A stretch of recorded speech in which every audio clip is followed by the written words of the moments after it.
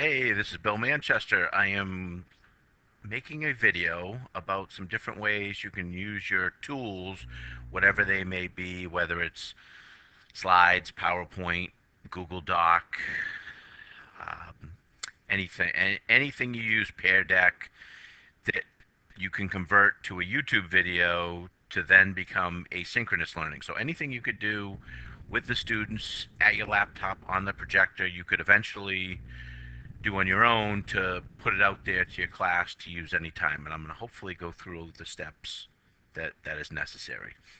So my whole screen should be recording. And first thing, so this is the microphone I'm using. You don't need this. It just allows for a little bit better audio quality. And this is your computer, just like you talk on Zoom without a headset or a microphone. This you can still talk into your laptop, your school laptop, and it'll work. But this is something that I use. This little stylus board by Wacom, I think it's also known as like a bamboo's, the specific type, allows me to write, and I'll show some examples of that. Um, Good for me as a math teacher. You might not need that as much, but it's been very helpful. It takes a little while to get used to. You can always use your mouse to write. And I am currently on, this is the Smart Notebook. And let me go to my desktop here. So everybody at Wilmington, this Smart Notebook 10, if you ever had a Smart Notebook in the past, you could have the IT put on this app. And if I come here, and it'll let me have some screens. So I could have a document, and let me go back to my other document.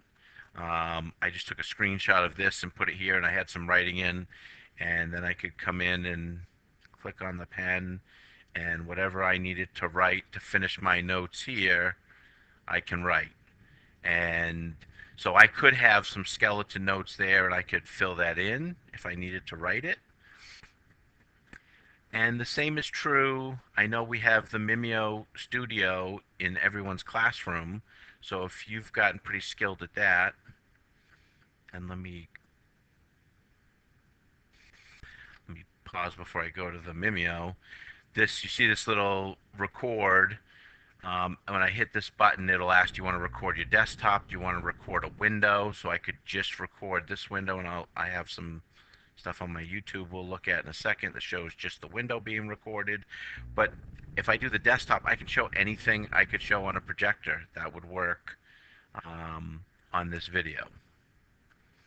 And just like the Smart Notebook, that's just what I use. The Mimeo Studio Notebook is the same exact thing. So over here, you come down to Applications, click on the button, and there's a recorder.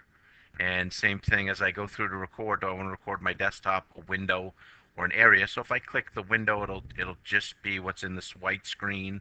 So anything I want to show will be there. Area, I could partition off a certain component of the screen that I wanted to do. And we'll take a look at what that looks like. So, and again, I have my stylus set up right now, so I could write something in red. So 2x plus 3 equals 11. So I could show the steps, talk about what I'm doing, cross out, hey, 2x equals 8, divide both sides by 2, x equals 4, and I could have shown, change the color. I could have shown my steps in different colors.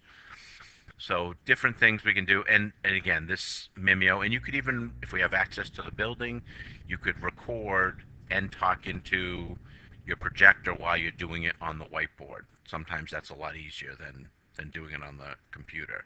And you have that stylus at school. So something we could use to help us with a. So I'm just going to show some finished parts. So here's a video of mine. You might be able to hear it. And I can cover this up as I'm going through my notes, and I can add it to it. You can see that I have my own YouTube channel, which I'm going to just show in a little bit how to get to that, and how to create your own YouTube channel, and then you can You can create your own library and a playlist. So I have my calculus all broken down by units, and I want to show um, how this video builds in the use of the graphing calculator. And again, I'm hiding the notes that I already wrote previously, and now as I move through the notes, I kind of slide down and show the students what happens each as I'm explaining it.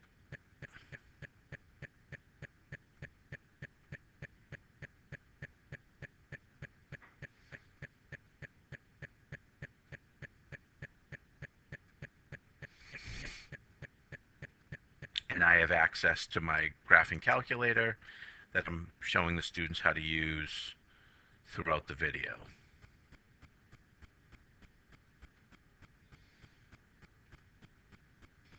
So I would suggest, if you want to, sounds like all these great things, Flipgrid, any of these great tools we're going to use to make a way to deliver content. If you create a YouTube channel, the great thing about a YouTube channel is it's connected to Google, and just some of the steps, and it doesn't take that long. You could either use a personal email account, which I do, or you could use your school email account, either way. And once you're in your, let me switch my account. So I got a couple different accounts here, and I've messed up where I've loaded things into the wrong account, and then I can't find it. So as I'm here, I want to upload a video.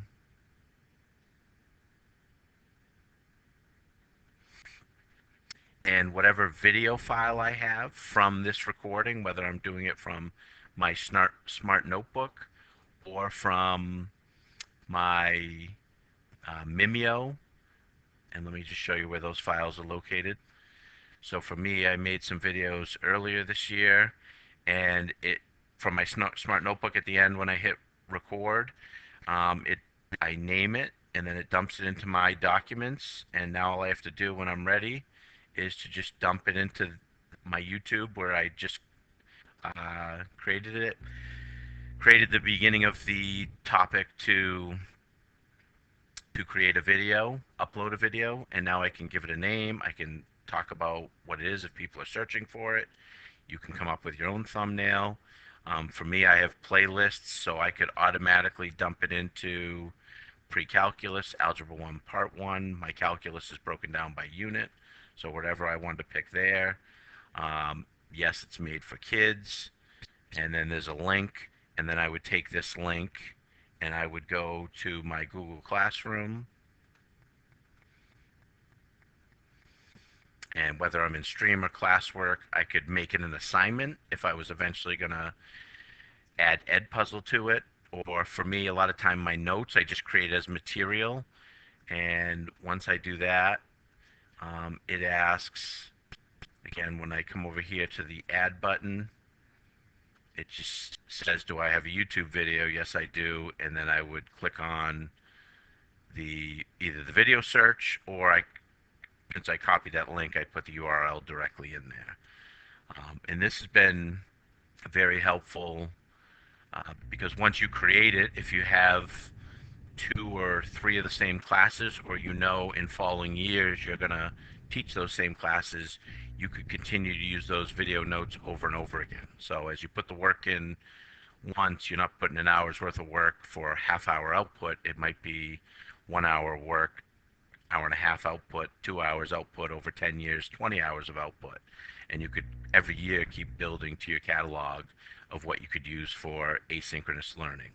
So any of the tools you create, you can always use the Smart Notebook or Mimeo Studios to go through and create a video file that you could then dump onto a YouTube channel. And you could use those video files as well. I just think it's easier with the YouTube channel.